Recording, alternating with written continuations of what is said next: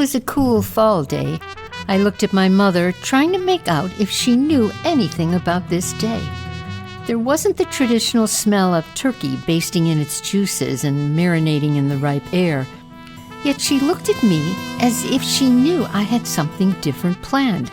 This Thanksgiving, we would have lunch at Crystal's, a bohemian restaurant. For my mother, a possible forgotten favorite.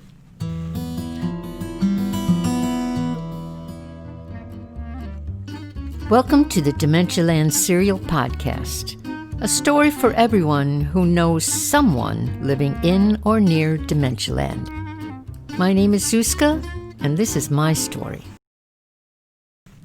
The sky was as muted and gray as tap water. My mother hadn't ventured out of her room for what seemed to be months, but I convinced myself that this would be a good outing for us. Mom, Sylvina and I were thinking about going out and having lunch at Crystal's. Do you want to come along? I always tried to give her a feeling that she had a choice. She laughed with delightful approval, without a clue why.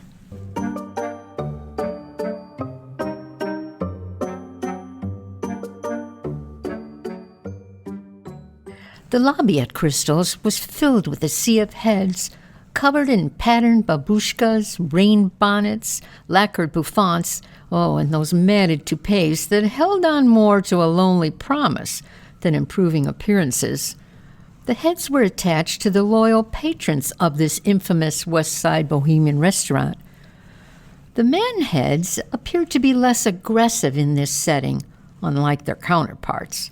Their primary job was to squeeze their way to the front counter in order to get a numbered plastic card from the hostess. The card would confirm their place of order. But it was the women wives who were the true warriors. They were predatory creatures that prowled around the packed lobby like hungry coyotes looking for a place to sit. The wait was always long and seating was scarce. These women warriors walked through the crowd looking at the cards held by other seated patrons. The lowest number would be leaving their chair first. Like coyotes, they were diligent and quick in their hunt. They would snatch the warm seat from a rising patron before the stamped form of their butt ever left the vinyl covering. I wheeled my mother into the lobby. Without a second thought, I desperately sought out the hostess. Oh, God, hopefully it would be Alenka. She knew my mother for years. She would find us a table outside the line of customers. I kept myself emotionally detached, fearing this crowd could turn. All hell could break loose if they knew my intentions. This crowd would take us to places that would turn this afternoon into a Holocaust. This part of the process had to run smoothly.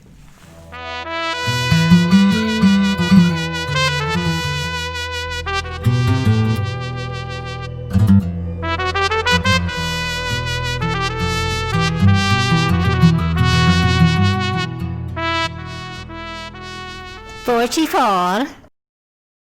I stretched my neck into the air as far as it could go and balanced my full weight on all my toes while waving my intent in the air. Oh, God, Alenka, please see me. Can you see? I have Violet here with me. I'm the daughter from California. Remember Violet? Thoughts that screamed out of the room were noticed. Alenka saw me. She remembered. She waved above the crowd, directing us to move forward ahead of 44. Why, hello, Miss Violet. I haven't seen you for a long time. She leaned over and kissed my mother on both her cheeks. We missed you. I have a special table just for you. Follow me. Hey, we were here first. I can't hear with all this. Did she call 33? What number? They can't just butt in like that. I saw them come in. They're cheaters. No, number 24. She said 24. See, I got that number. I flashed some bogus card in the air, covering the numbers with my fingers. I didn't want to get mugged in the bathroom or in the parking lot on my way out. It was a tough crowd. Oh, she doesn't even look like she comes from here. Damn foreigners. The dining room was tight. There were about 50 closely placed tables with linen tablecloths under butcher block paper used for the gravy's overspill. All the windows were large and covered with lace curtains that distorted the buses, cabbies, and dirty salted cars on the other side. Snow that survived numerous falls piled itself on the curb's fringes, looking gray and hardened in stubbornness. The servers spoke in heavy accents. Jumbled words and dialects from 2 continents were mixed in warm porcelain bowls, with dimpled dumplings waiting to be soaked in gravy. Airborne trays balanced the schnitzels and the goulashes.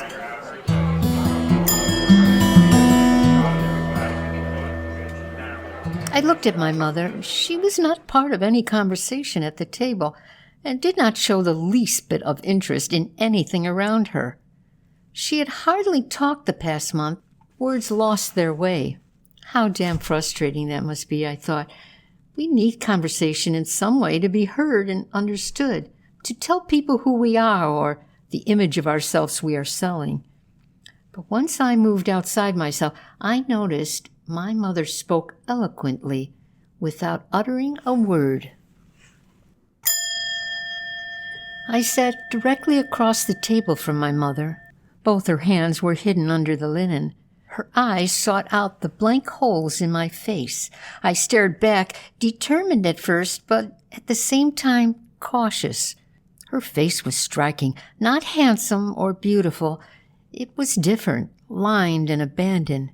She shared her smile with a kind of unpronounced gentleness, but it was in her eyes that she did all her bidding. She had a bright, almost sharp clarity that brought a sense of significance to things. And then she winked at me.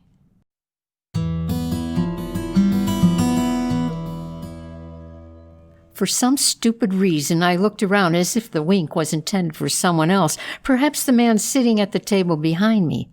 But then she winked again. A clear, strong wink.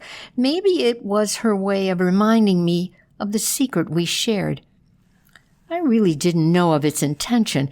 It seemed a bit silly now when I think about it, but at the same time, I believe she was thanking me for defending her strange behavior and protecting her craziness from being unfavorably interpreted. Then she raised one eye and slightly closed its opposite, a pronounced and superbly performed wink. My head turned to the sign, firmly focusing my one eye in her direction. I poorly executed a wink back. Then she winked with the other eye, another clear, bold wink like its twin. I responded in turn with the opposite eye, but my attempt was sloppy and spilled all over my face.